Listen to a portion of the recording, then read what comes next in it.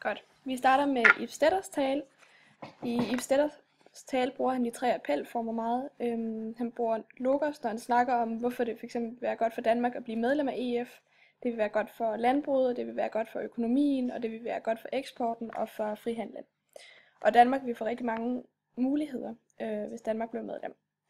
For eksempel så siger han, og det er det der citat: Vi kommer med i en for os fordelagtig landbrugsordning, som indebærer, at vi opnår bedre eksportindtægter for vores store produktion af fødevarer.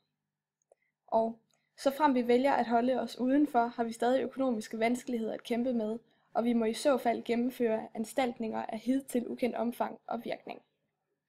Det er der, han bruger logos, og så bruger han ethos lige bagefter, hvor han siger: Jeg henviser til fagøkonomerne, specielt det økonomiske råds markedsanalyse, vedrørende denne situation.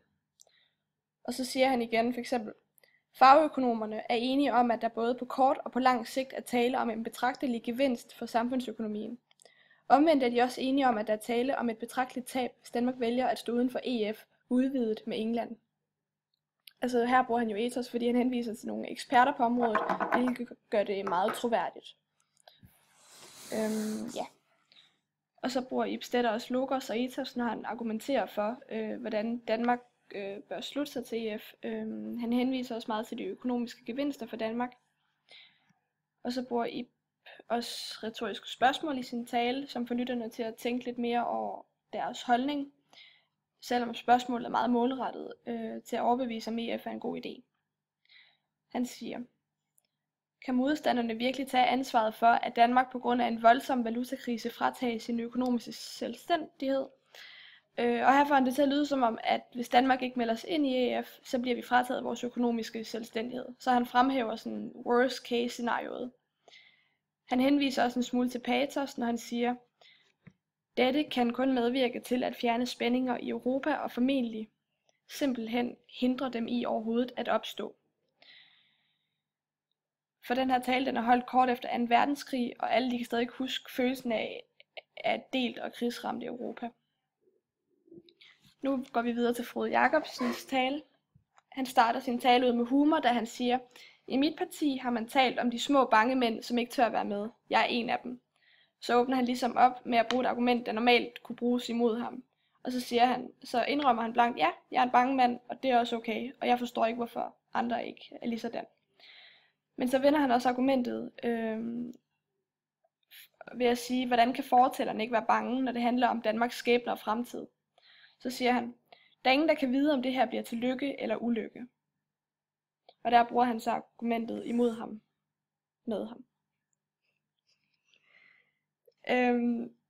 Frode Jakobsen bruger også patos i hans tale, hvor han henviser til folkets egen stemme. Han bruger meget vi, altså nu citerer jeg direkte: Vi taler om nærdemokrati. Efter min mening findes der ingen anden form for demokrati end nærdemokrati.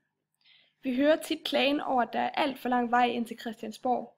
Vejen til Bruxelles bliver betydeligt længere. Fordi folk synes måske allerede, at det kan være svært at få hørt deres stemme i lille Danmark. Men hvis det pludselig er hele Europa, man skal konkurrere mod, så bliver det endnu sværere. Og så bliver borgernes egen stemme og mening lige pludselig ikke så vigtig, og det lægger han stor vægt på. Han bruger det også, når han siger: et folk, der ikke kan eller tør sige sin mening, mister sin identitet, og den forsvinder, hvis vi slutter os til EF. Hvad? Du sprang lige Nå ja, jeg sprang lige en linje over. Et folk, der ikke kan høre eller tør sige sin mening, mister sin identitet, og dermed hører det i virkeligheden op med at være folk, hvor det handler om folkets nationalfølelse, om at den forsvinder, hvis vi slutter os til EF.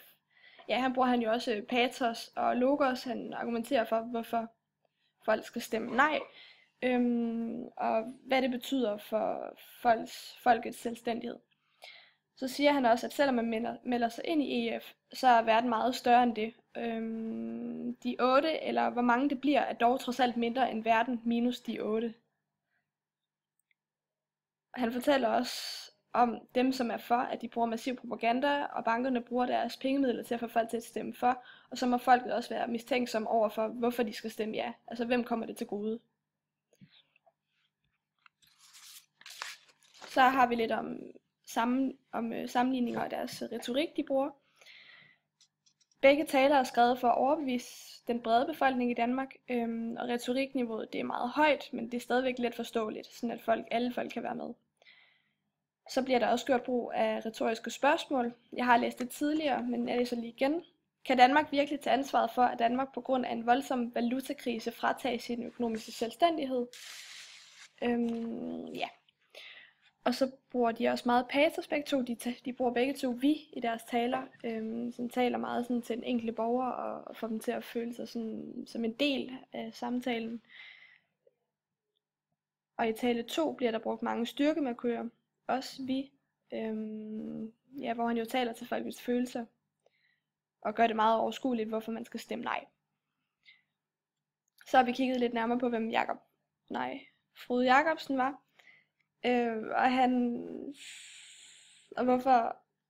Om hans personlige baggrund kan have spillet ind på hans syn på EF. Han var en fransk modstander han var en dansk modstander og politiker. Han var også en idépolitiker, altså han følte sig forpligtet af et humanistisk grundsyn, og han lød sig også kun tilpas af partipolitikken i vanskeligheder. Partiledelsen, som havde ført samarbejdspolitikken under krigen. Skal jeg lige til ja, det var det. Okay, det er stadig om Frode Jacobsen var, og hvad hans personlige baggrund var. Som Nord sagde, så havde han et meget humanistisk grundsyn, og han havde meget svært ved at tilpasse sig partipolitik, og han gjorde det kun når der var vanskeligheder. Partiledelsen, som havde haft et samarbejdspolitik under krigen, ville aldrig nogensinde have tilgivet Frode Jacobsen for hans arbejde i modstandsbevægelsen. Så var han formand for Europabevægelsen i Danmark i 1951-54, og han var også formand for den danske delegation i FN. Han var medstifter af det danske frihedsråd, og hvor han var en af de mest betydningsfulde medlemmer. Inden besættelsen af Danmark, hvor Tyskland besatte Danmark, var han også meget engageret i modstand mod nazismen, og han underskrev en kontrakt med tyske flygtninge for at hjælpe dem. Så springer vi videre til de 2 valgplakater.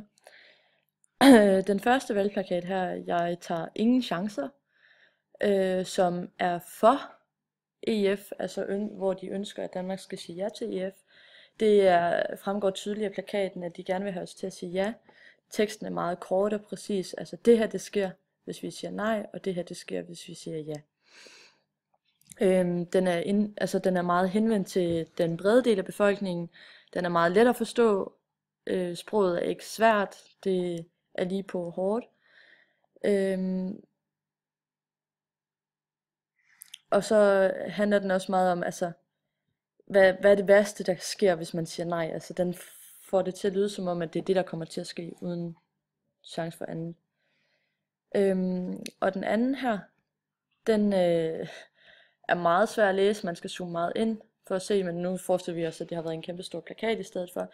Men hvis man læser selve teksten, så har den, altså det er direktør og professor, der udtaler sig, og sproget er meget sværere. For eksempel, stormagtsambitioner ligger bag udvidelsesplanerne og vil blive drivkraften for en centraldirigeret vesteuropæisk supermagt. Altså, jeg ved da, jeg skulle da læse den mere end 1 gang, hvis jeg skulle forstå det. Så den henvender sig nok mere til de intellektuelle, og dem, som til daglig arbejder med et højere sprog.